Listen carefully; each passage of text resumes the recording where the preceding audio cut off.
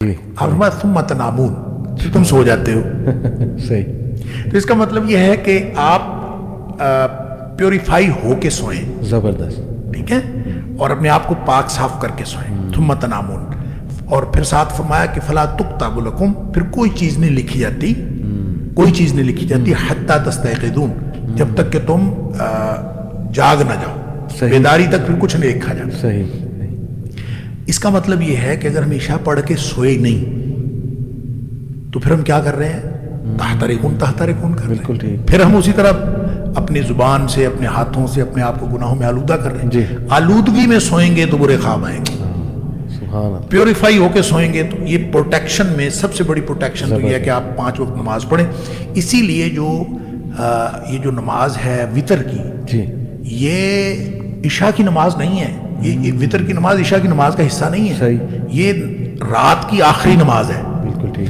اور اگر آپ نے فجر کے وقت اٹھنا ہے اور عشاء کے فوراً بعد سونا ہے، فجر کے وقت اٹھنا ہے، فجر سے پہلے اٹھنا ہے، تو آپ اس وقت پڑھیں. اور اگر آپ نے نہیں اٹھنا تو پھر آپ وطر پڑھ سکتے ہیں ساتھ، اگر آپ نے فوری بعد سونا ہے. صحیح. اگر نہیں سونا تو اس کو عشاء کے ساتھ نہ پڑھیں، اس کو سونے سے پہلے پڑھیں. صحیح. مطلب اگر آپ 7 بجے آج کل ہو جاتی ہے نماز، تو آپ نے اگر 12 بجے سونا ہے، 11 بجے سونا ہے، تو وطر آپ عشاء کے ساتھ نہ پڑھیں. صحیح. نبی کریم صلی اللہ علیہ وسلم نے حضرت ابو ہریرہ رضی اللہ عنہ کو فرمایا تھا کہ سونے سے پہلے وطر پڑھنا نہ بھولنا.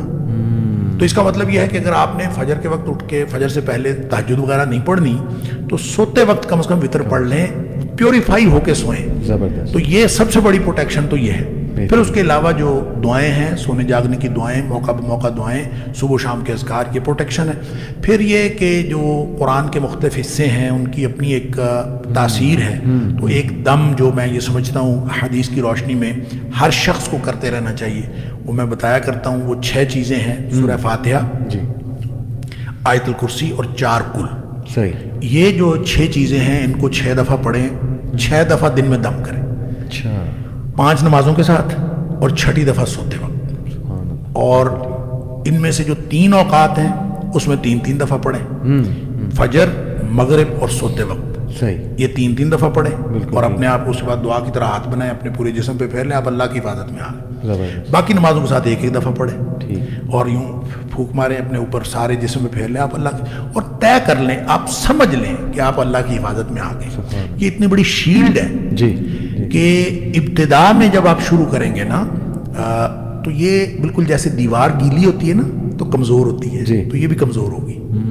ہو سکتا ہے کہ آپ نے شروع کیا بھی ہو، پھر بھی شیطان کوئی ایسا حرکت کر جائے کہ آپ جو ہے نا اس سے متاثر ہو جائیں. لیکن جیسے جیسے دیوار جیسے خشک ہوتی تو پکی ہو جاتی، پختہ. آپ اس کو معمول بنائیں. معمول بنانے کا مطلب یہ ہے کہ کبھی آپ نے 2 نمازیں اکٹھی بھی پڑھنی ہے سفر وغیرہ میں، 2 دفعہ دم کریں. اگر آپ اس طرح سے معمول بنائیں گے، گیپ نہ دیں، تو پھر 2-3 ہفتے بعد آپ دیکھیں گے کہ اللہ تعالیٰ ایسی مضبوط شیلڈ آپ کے ارد گرد قائم کر دے گا کہ کوئی بھی چیز آئے گی ٹکرا کے پیچھے چلی جائے گی. آپ کو محسوس ہوگا کہ آپ اللہ کے ہاتھوں میں محفوظ ہو گئے ہیں. اللہ تعالیٰ نے آپ کو محفوظ کر لیا ہے اور آپ کے ارد گرد ایک شیلڈ، ایک پروٹیکشن بن گئی.